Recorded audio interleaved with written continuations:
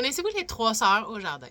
On en jase aujourd'hui. Je les trouve merveilleuses. C'est des si bons compagnons. Les 3 se complètent tellement bien qu'on peut carrément les semer exactement au même emplacement dans le jardin. T'imagines-tu l'économie d'espace que ça fait de pouvoir semer 3 légumes en même place? Les 3 sœurs sont le maïs, les haricots et les citrouilles. Mais qu'est-ce qu'ils font pour si bien se compléter? Premièrement, le maïs, lui, va devenir très très grand et très très fort. Donc, ils vont pouvoir venir servir de tuteur aux haricots qui vont pouvoir grimper après. T'as pas besoin de t'ajouter un tuteur supplémentaire quand tes haricots sont grimpants.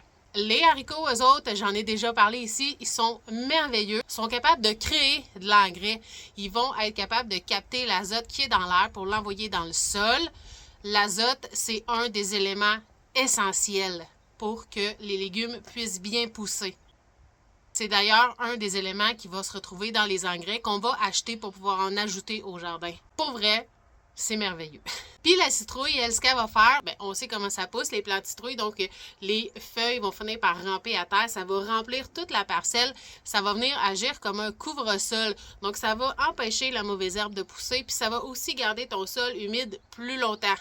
En cas de sécheresse, mettons si ça fait plusieurs jours qu'il n'y a pas plu, tu n'auras peut-être pas nécessairement besoin d'arroser. Quand même super cool, là. Les 3 ensemble s'entendent super bien, ils se complètent. On les appelle donc les 3 sœurs. Puis ça, c'est une vieille technique, là. Ça fait vraiment longtemps que cette technique-là existe. Pour le faire, moi, je commence toujours par semer mon maïs. Quand mon maïs a à peu près 10 cm de haut, à ce moment-là, je peux venir semer alentour mes haricots. Puis une fois que mes haricots ont un petit peu poussé, à ce moment-là, je viens ajouter mes graines de citrouille.